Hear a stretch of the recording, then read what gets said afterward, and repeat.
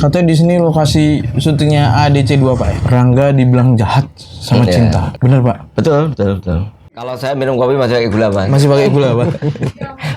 Gayane berusaha untuk mempertahankan filosofinya orang Jawa. Apa tuh Pak? Maksudnya tebu manis ya gula. Oke. Untuk anteping kolbu. Oh, anteping kolbu. Gayane.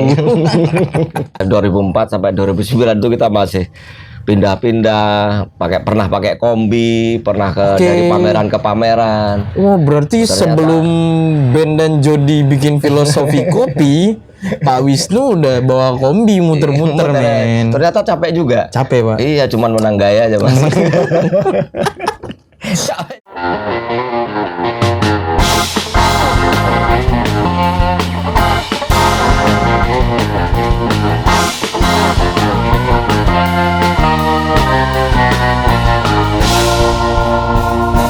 Hey, datang lagi di Banaran Talk setelah sekian lama kita nggak ketemu.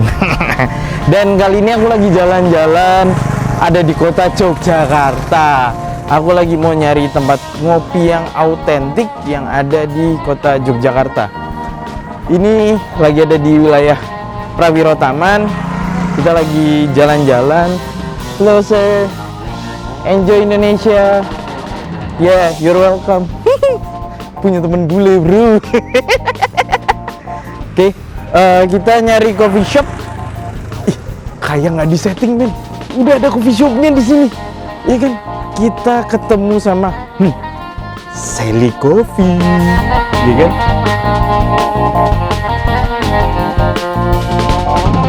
Penasaran nggak sih Sally Coffee itu kayak gimana? Kalau nggak salah dulu tuh di sini ada sebuah legenda yang mengatakan kalau Rangga dibilang jahat sama cinta itu di dalam sini. Penasaran kayak gimana? Kita sambil ngopi, kita masuk ke dalam.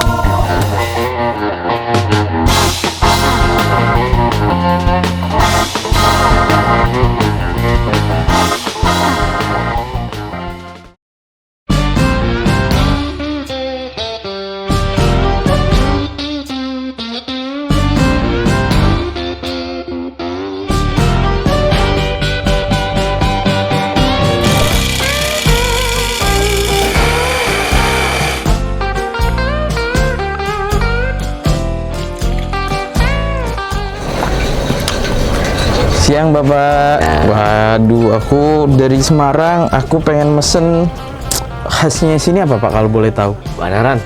Monggo. Wih. Banaran. Aku mau pesenin aja berarti Pak. Ice milk coffee. Siap. Boleh Pak ya? Siap. Sama mau tanya kalau ownernya sini sinten ya Pak? Aku tuh ya, Mas. Walah. Ternyata Bapak sendiri. Kenalan Pak, saya Satrio Pak. Nanti habis ini boleh ngobrol-ngobrol Pak? Ya. Ternyata ownernya sendiri. Kayak alami banget gitu loh ngobrol sama ownernya di sini tapi udah pakai clip on. Yaudah Pak, saya pesan itu ya, Pak Wisnu. Nanti habis ini kita boleh ngobrol Pak. Oke. Aku mau nanya tentang urban legend yang ada di sini. Siap. Siap. Oke. Makasih Pak Wisnu. Monggo.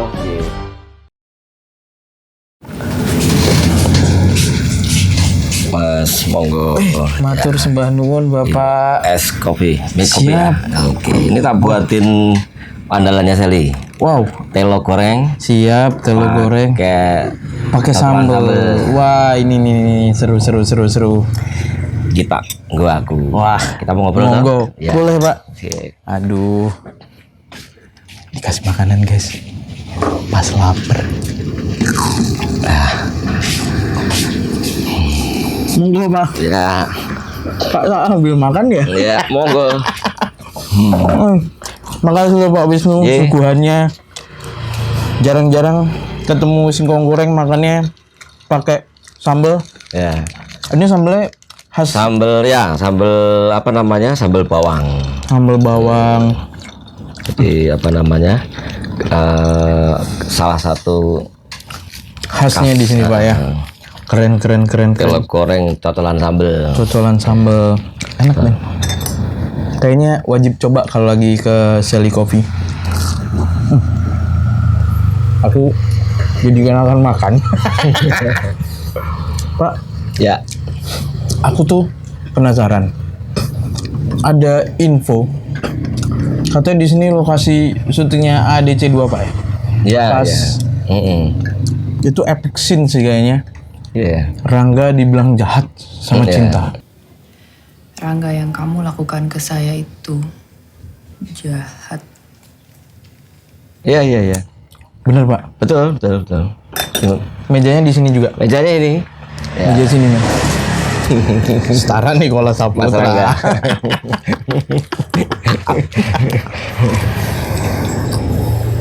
Aduh, kayak enak banget singkongnya. Jadi ngunyah benar ya, Man. Pak, aku tuh mau nanya. Ya. Sally Coffee berdiri dari tahun berapa, Pak? Kita itu ngerintis sejak tahun 2004 kan, Pak. 2004. 2004. Waktu itu Waktu itu saya masih SMP sih, Pak. ya saya waktu masih kerja di Jakarta. Saya kerja di IO. Terus saya kena stroke, Mas. Oke. Stroke. Terus aku punya pikiran, waduh, aku kelihatannya harus ganti kerjaan nih. Karena sejak tahun 88 aku main di IO kan. Terus apa namanya? Kelihatannya kok badan mulai, umur mulai tambah, usia mulai ini, terus akhirnya kelihatannya harus ganti acara nih. Maksudnya ganti kerjaan lah. Iya. Waktu itu kok punya pikiran mau buka ini warung kopi. Warung kopi belum sebanyak seperti sekarang lah kondisinya. Berarti Pak Wisnu itu salah satu orang yang ada di masa transisi, mulai dari warung kopi, kita dulu nyebutnya kan warung kopi Pak ya, Iya. sampai sekarang jadi coffee shop. Ya, betul. Bener ya Pak ya? Ya, mungkin begitulah. Budaya ngopinya Jogja sendiri, kalau aku dulu tuh kan Pak, taunya itu Jogja itu khasnya itu kopi yang pakai arang tuh kopi jos. Kopi Jos. Bener ya Pak ya? Baru sebenarnya kalau kopi Jos itu. Baru Pak? Baru. Sebenarnya kalau sejarah kopi ya termasuk yang mengawali di Jogja itu Mas Badrun Blandongan tuh. J? Ya itu termasuk yang awal-awal waktu apa namanya tahun 2000-an lah mungkin ya. Itu termasuk ini. Kalau kopi yang di Jogja itu ya kopi-kopi di angkringan itu aja. Oh iya, karena angkringan sendiri itu basicnya dulu di Jogja. Kata angkringan Iya. pertama kali keluar Jogja. Kalau Solo itu kalau Semarang itu Kucingan. Betul.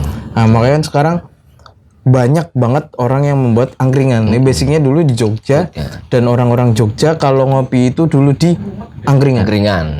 Angkringan. Kopi tubruk. Ya, tubruk biasa. Tubruk biasa ya Pak ya.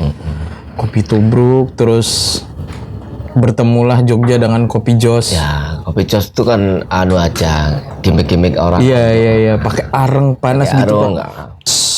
Gitu, wow ya. Jadi mungkin kalau dulunya ada, saya kok referensi saya kurang, itu maksud saya kurang paham. Tapi setidaknya itu sebenarnya era setelah era baru-baru aja itu, anunya, trennya itu. Trennya.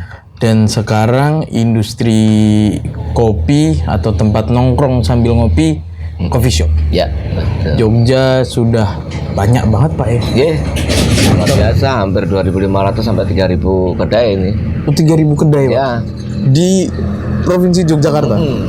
Jadi kemarin kan sempat viral tuh yang di handphone di kalau kita googling langsung warnanya merah itu. Kalau kita googling coffee shop langsung kan sempat. Ya, langsung seret titiknya banyak banget di Jogja. Banyak banget. Iya, di Google Maps. Di Google Map. Keren sih. Ya. Nah, budaya ngopi sendiri Pak. Iya. Kan kalau dulu taunya di Indonesia, bahkan di Jawa lah kita bicara, kopi itu ya mau kopi tubruk. Iya, betul. Kopi tuang di gelas, Ya. siram air, kasih gula. Ya. Kalau suka manis, kalau saya pahit, nah jangan kasih. Saya masih kayak kalau saya minum kopi masih pakai gula, Mas. Masih pakai gula Pak. Gayane berusaha untuk mempertahankan filosofinya orang Jawa. Apa tuh Pak? Harus dikasih tebu tuh. Maksudnya tebu manis ya gula. Oke. Untuk anteping kolbu. anteping kolbu. Kayaknya Filosofis. Terus aku ini Pak, aku tuh kan tadi masuk, terus ngeliat di sini tuh banyak banget lukisan, seni. Ya. Terus kalau ngeliat dari Pak Wisnu itu dari segi tampilan OOTD-nya itu kayak seniman Pak. Ya. Ini memang culture-nya di Sally Coffee ini atau di Jogja ini memang coffee shop itu atau warung kopi berbaur dengan para seniman Jadi gini, atau gimana Pak? kalau basic saya memang saya sekolah di seni, J. dalam artian bahwa waktu kita pertama kali bikin warung kopi ini, waktu itu ada semacam apa namanya kerentek di pikiran kita, bagaimana untuk mewadahi teman-teman seniman di Jogja, terutama seniman-seniman lukis. Nah, sekarang bayangin aja Mas, isi sendiri meluluskan berapa seniman per tahun, belum nanti yang di tingkat menengah atas kayak SMK-nya, belum yang otodidak.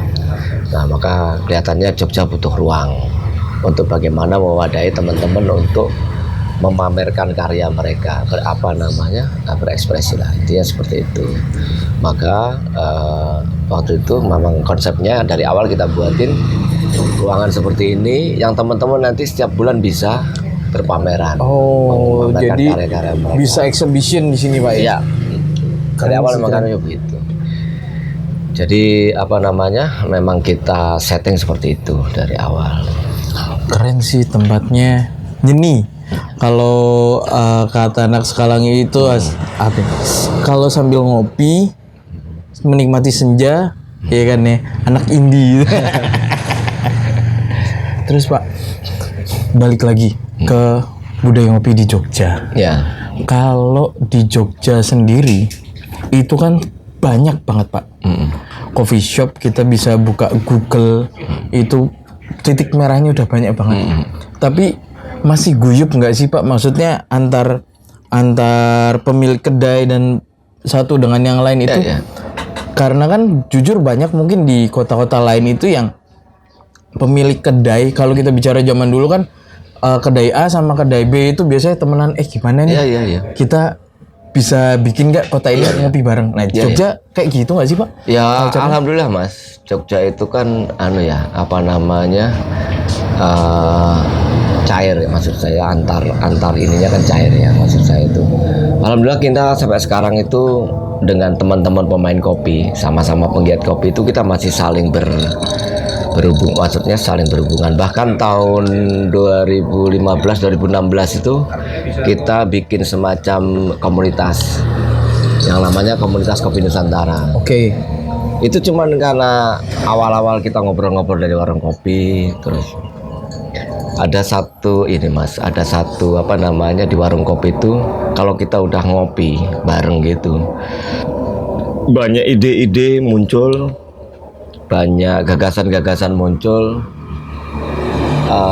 ketika kita ngobrol bareng. Seperti itu. Kadang-kadang kalau kata orang Jawa bilang tuh ngedabrus dari sore sampai pagi. Nah, cuman ngedabrus itu tadi, ngimpi yang nggak jelas itu tadi. Karena kadang-kadang kita berpikir kalau kita cuman beride atau bermimpi atau sifatnya, cuman punya gagasan aja tanpa kita wujudkan, itu menurutku ya nggak ini. Iya. Nggak kita kayak Abdul, cuma mimpi-mimpi doang. Cuman obrolan warung kopi aja, sifatnya seperti itu. Maka pada waktu itu yuk kita bikin kita kempelin, kita bikin, terus kita wujudin mimpi-mimpi kita waktu kita ngobrol. Maka mulainya tahun 2017 kalau nggak salah. Memang berproses panjang itu Mas, berproses panjang. 2017 kita bikin event kita yang pertama di sini, di Prawiro sini, sepanjang Prawiro ini kita bikin Jalan Prawiro Taman Pak, Prawiro Cafe Festival. Oke. Nggak taunya acaranya rame itu Mas, rame banget. Dan kebetulan waktu itu memang kita pasin dengan momennya ini, 17 Agustus. 17 Agustus. Pas hari kemerdekaan Pak. Pak. Ya. Jadi kita bikin konsep, jadi kita mau ngopi bareng sambil tirakatan. Sampai malam sampai pagi. Sambil bersyukur, ya Allah, terima kasih atas karunia kemerdekaanmu. Kalau nggak merdeka sekarang mungkin depan saya masih ada penjajah ya, Pak ya. Intinya seperti itu. Dalam artian bahwa ini momen tirakatan ini kita manfaatkan untuk bagaimana kita ngobrol itu tadi. Insya Allah ngobrolnya lebih manfaat. Ketika kita bikin acara itu, kebetulan beberapa petinggi-petinggi kota kita datang. Sri Sultan. Bukan, waktu itu Pak Wali Kota. Pak Wali Kota. Dia bilang, wah bagus ini kata dia. apa namanya, yuk kita anu lagi, Perbesar lagi. skupnya. skupnya. Nanti ulang tahun Jogja kita bikin yang lebih besar. Wah, Dan oke. kebetulan dengan Hari Kopi Internasional kan. 1 Oktober. 2 Oktober. 2 Oktober ya, Pak, ya? Kita, anunya karena bareng ulang tahunnya kita 2 Oktober. Udah, disitulah kita bikin namanya Malioboro Cafe Night. Malioboro Coffee Night yang pertama Yang pertama itu. di tahun 2017. 2017 itu berarti sekitar 5 tahun yang lalu, Tahun Pak. yang lalu. Iya. Di situ. Ya udah, terus konsepnya pada waktu itu kita mau kumpulin semua penggiat kopi. J. Cuman bukan hanya dari Jogja. Kita panggilin dari teman-teman kita yang sering kumpul di Jogja, dari Berarti skalanya nasional. skupnya nasional. Nasional itu. Padahal pertamanya itu cuma mulai dari Jalan Prawiro Ya, Taman, Pak, ya? Taman itu. Cuman dari 50 peserta aja, istilahnya 50 delegasi itu aja nasional itu. Iya, iya, Kita iya. manggilin teman-teman penggiat kopi dari Jawa Timur, Jawa Barat. Oke, Tengah sendiri, datang Jogja. semua, Ya, Pak, ke Yogyakarta merayakan International Coffee Day yang dibarengin sama hari ulang tahun. Enggak, yang Prasarawira. Kalau yang pas Malioboro Cafe Night itu 150 peserta itu. 150 peserta Ya, itu dari seluruh Indonesia. seluruh Indonesia. Keren. Aku 2017 tuh lagi ngapain ya? Kayak lagi melakukan banyak kesalahan dalam hidup. Ya, 2017 terus berlanjut Terus setiap tahun kita adakan J. Prawiro Cafe-nya sama itunya. Jadi satu rangkaian itu. Oke, berarti Kalau konsepnya estafet event berarti, Pak? Iya, memang kita lakukan berulang-ulang lah istilahnya. Tapi kita punya konsep kalau untuk yang Prawiro itu dia punya semacam bahwa di akhir acara Prawiro selalu kita akhiri dengan performance art yang berhubungan dengan kesenian daerah. Jadi yang pertama itu kita terakhirnya ditutup dengan ketoprak. Yang kedua itu kita tahun selanjutnya kita tutup dengan acara wayang orang. Terus yang ketiga itu kita tutup dengan ini, waktu itu masih ramenya flash mob nari itu ya. Oh ya, Nah, waktu itu tahu. konsepnya kita rubah, nggak di sini, kita pindah ke Ngasem waktu itu. Tempatnya lebih luas ya. Kita Benar, flash mobnya yang berapa Nari pertama bareng-bareng. cuman 2 orang terus habis itu joget semua, Pak, ya. Itu melibatkan hampir 500 penari waktu itu 500 penari dari seluruh dari Jogja. seluruh Jogja bikin event segitu besarnya. Iya, Jogja sih emang kayak ada sesuatu gitu di Jogja tuh, nggak tahu kenapa. Ciri khasnya Jogja itu ya kalau orang datang ke Jogja tuh kayak jatuh cinta. Iya bener ya. Serius di Jogja. Ngangguk-ngangguk kayak kameramen saya, Pak. Ini soalnya ini pernah punya mantan orang Jogja, Pak. Iya, ini abis ini ketemu mantannya nih katanya. Nggak apa-apa. Dibikin prahara biar berantem sama pacarnya. Itu tadi juga yang satu lagi kameramen saya. Ya Allah, wanita saja pikirannya. Makanya nikah. Balik lagi, Pak, balik lagi. Ya. Sambil sambil Mas. Iya, Monggo, iya. silakan. Saya tadi ini enak. Kalau disuruh makan tuh paling nggak bisa nih. Nanti saya makan lagi, Pak. Siap. Terus, Pak, Sally Coffee, balik lagi di Ya. Sally Coffee. Sally Coffee sendiri meledak ketika digunakan untuk proses syuting HDC 2, Pak. Ya. Itu kan langsung reviewnya itu kan banyak banget tuh, Pak. Aku kalau buka Google, itu kan kalau buka Google lewat Yahoo, yahoo.com/cari Google. Nah, itu aku nyari lokasi syuting ADC 2. Ya. Dan selalu disebutkan Sally Coffee di sini. Ya. Itu setelah syuting itu kan film meledak, Pak. Ya. Itu legend. Antusiasme dari masyarakat untuk mampir ke sini gimana, Pak? Oh ya, otomatis Mas. Otomatis maksud saya ya jadi apa namanya? Jadi ketika jadi viral, Iya, viral. pasti banyak orang yang mau datang. Dan yang lucunya efek itu sampai sekarang Mas. Sampai sekarang, Sampai Mas. sekarang. Jadi maksud saya itu dalam artian aku Wah, memang film mungkin menjadi salah satu media untuk bagaimana ngangkat sebuah ini ya, Iya. apa namanya, apapun itu, memang bisa menjadi sebuah cara atau sebuah media untuk bagaimana kita mau membangun atau membranding sebuah tempat misalnya seperti itu. Tapi jujur itu epic scene, ikonik banget. Dimana Cinta bilang yang kamu lakukan ke aku itu jahat, itu kan? Iya, iya. Itu kan di sini. Iya, iya. Terus banyak gak sih Pak yang tiba-tiba datang ke sini terus bikin konten kayak niru-niruin Rangga Cinta gitu? Banyak, Mas. Banyak, Pak. Kalau kan kadang-kadang kita dulu di awal-awal kita tuh kan nggak buka, kita bukanya sore ya. Bukanya sore, Kita betul. Sore. Jadi kan Iya. ketika mereka datang siang, itu mereka kepengen duduk di meja ini, ya mau tidak mau kan harus kita akomodasi. Iya betul, kayak kami Pak ya. Enggak. Ini buka jam 5, Iya, enggak. kita datang jam 10 pagi. Itu Pak Wisnu belum nyampe sini. Serius, maaf ya Pak ya. Emang gini nih ya Allah. Nah kan kasihan Mas, kalau yang dari luar-luar, maksudnya dari Sumatera, dari Jakarta, dari mana, kalau mereka udah sampai sini mau Sampai ngebela-belain, dari luar Pulau Jawa. Iya. Maksudnya Yang kan paling- kalau masih wilayah Jogja atau Jawa Tengah itu kan masih deket lah Pak Iya, ya. iya. Itu sampai dari Sumatera ada Pak. Oh, malah di sini tuh terbesar teman-teman dari Malaysia dan dari Singapura, Mas. Karena film itu kan meledak juga di sana. Iya betul. Nah, mereka jauh-jauh dari sana, kalau misalnya ke sini mereka nggak mampir ke sini, Iya. kan kasihan. Ya udah, terpaksa kita buka aja. Kita masih kadang-kadang berantakan. Ya udah, mereka yang penting udah mantep duduk di meja ini, Duduk di terus mereka sini, foto di sini, yang cewek ngerasa dia itu Cinta, yang cowok itu ngerasa dia itu Rangga, ya kan? Aduh, Ya udah, harus kita kan Mas, harus kita difasilitasi. ya. Betul. Karena kita itu bagian hospitality, Pak. Gitu. Itu keren. Nah, Pak, jenengan kan sudah ngopi itu dari lama. Iyalah. Betul. Dari Bahkan lebih dari umur saya. Karena umur saya 31 kan jenengan pasti sudah di atasnya. Menurut jenengan, Pak, apa yang bikin jenengan jatuh cinta sama kopi?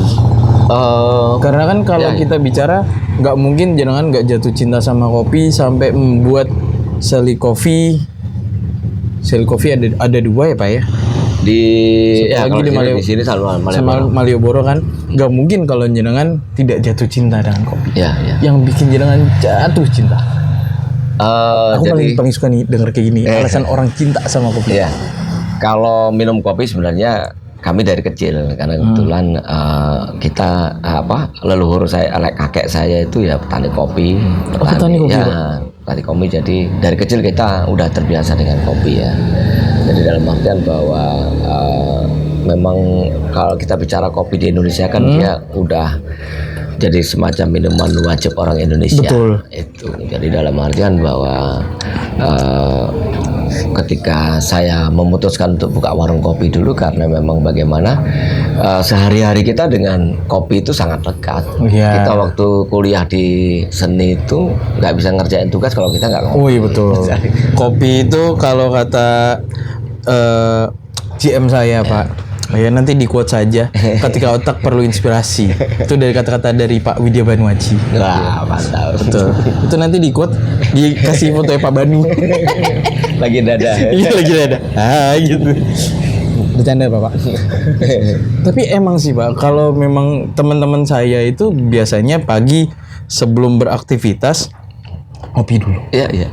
Berarti yang bikin jatuh cinta Bapak itu karena memang sudah deket Tiap banget hari ya kita tiap kan hari. Dari kakek nenek yang petani kopi, jenengan usaha kopi, berarti wah dari kecil ini Pak Wisnu kalau di black seret keluarnya hitam darahnya kopi karena dari kecil. Terus Pak, Iya. abis itu setelah jenengan jatuh cinta sama kopi, terus jenengan tadi kan dari IO, Iya, iya. terus ke sini, habis balik lagi ke Jogja, mendirikan Sally Kopi. Sally Kopi habis itu beranak ada yang di Malioboro. Masih segitu cintanya sama kopi Pak? Ya, Mas. Kan kalau kita bicara Iya, iya. cinta, Ya, ya. bener ya Pak ya? Ya, ya, ya. Ada waktunya pudar. Jenengan masih segitu cintai dengan kopi Pak? Jadi kalau saya begini Mas, yang seperti saya cerita tadi, ketika 2004 saya kena stroke, core saya kan di IO dan di kontraktor ya istilahnya. Nah, ketika saya pada waktu itu, wah ini kelihatannya harus ganti, harus ganti usaha nih. Ganti haluan. Nah, yang waktu itu setelah kita pilih-pilih bahwa yang paling dekat aku dengan kopi kelihatannya, karena kita pernah punya pengalaman keluarga kita itu tahun krisis tahun 98 kita bikin semacam kulineran di Surabaya, itu kita sukses. Tapi terpaksa 2001 kita harus kembali lagi ke sini, itu karena situasi aja, karena waktu itu. Nah, itu mau saya ulangin lagi. Maka pada waktu itu core-nya saya balik. Oke. Maksud saya bahwa usaha utamanya saya di warung kopi. Kalau ada kerjaan-kerjaan kayak event atau kontraktoran, itu berarti nomor 2. Kalau ada aja. Iya, berarti sambennya kontraktor. Iya, kontraktoran sama IO. Tetap utamanya kan berarti warung kopi. Warung kopi. Maka ketika bahwa ada pertanyaan seperti sampean tadi, ya insya Allah enggak ya Pak ya. Dalam artian bahwa ini udah mulai kita pikirkan juga untuk regenerasi ke anak-anak kita kayak ini. Wow. Bagi saya bahwa kalau ini kita bicara strategi aja ya. Maksud saya bahwa orang Jawa itu kadang-kadang simpel. Aku kalau yang mau cari uang recehnya tiap hari yang model beginian.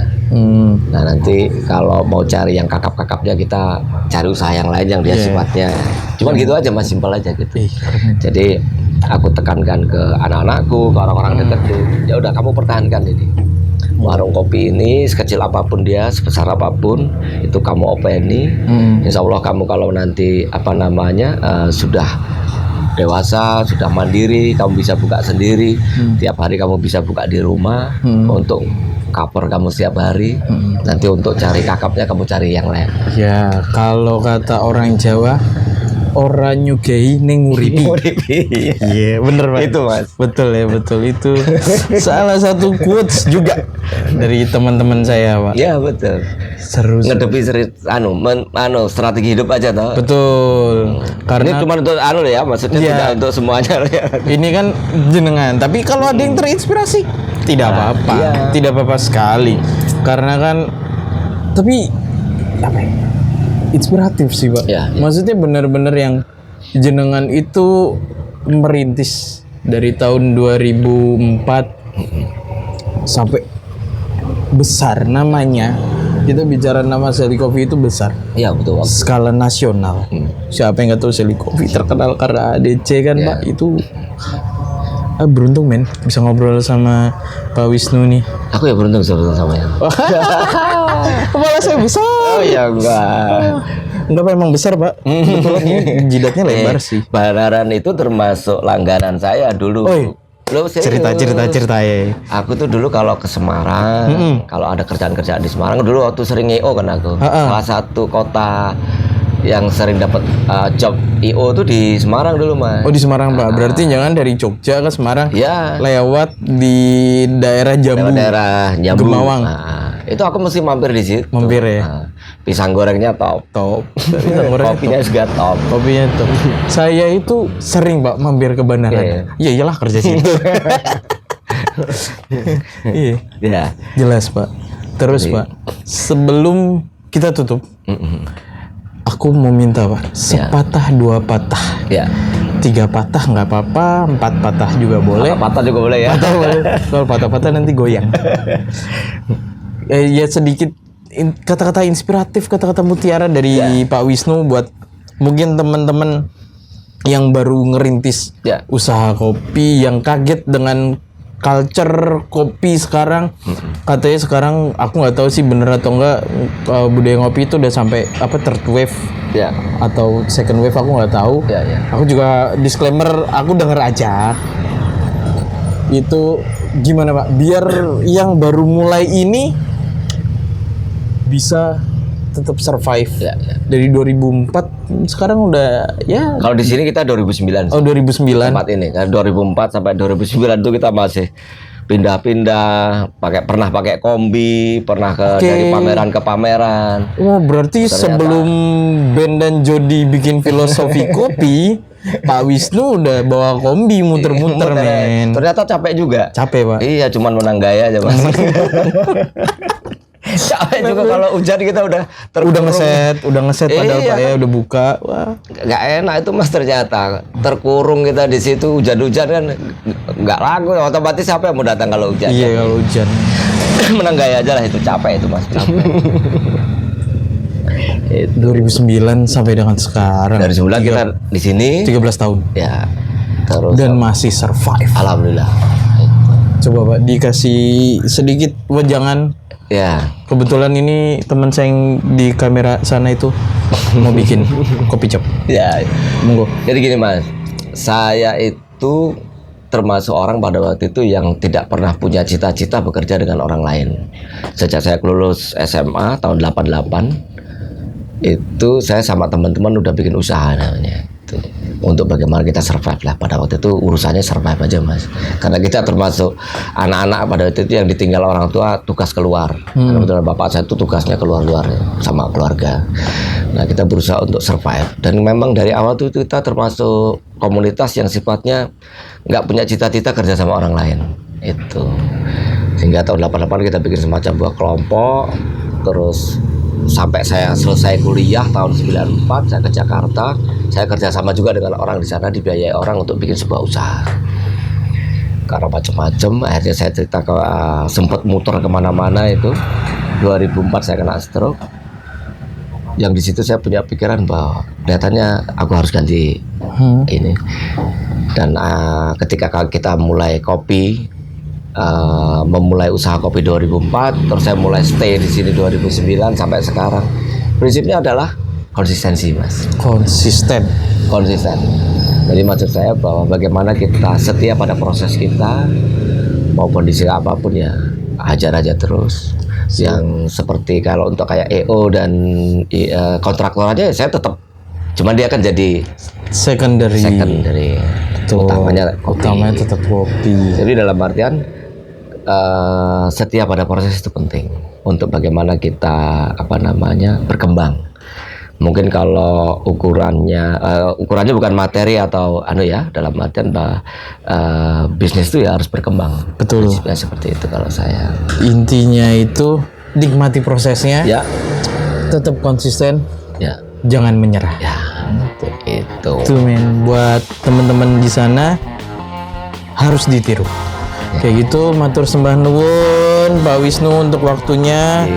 Saya izin Monggo silakan. minum kopinya sama Diulangin lagi ininya. singkongnya kayak gitu. Terima kasih buat yang udah nonton Banaran Talk. Kita udah ngobrol sama Pak Wisnu panjang lebar. Sampai ketemu di Banaran Talk selanjutnya.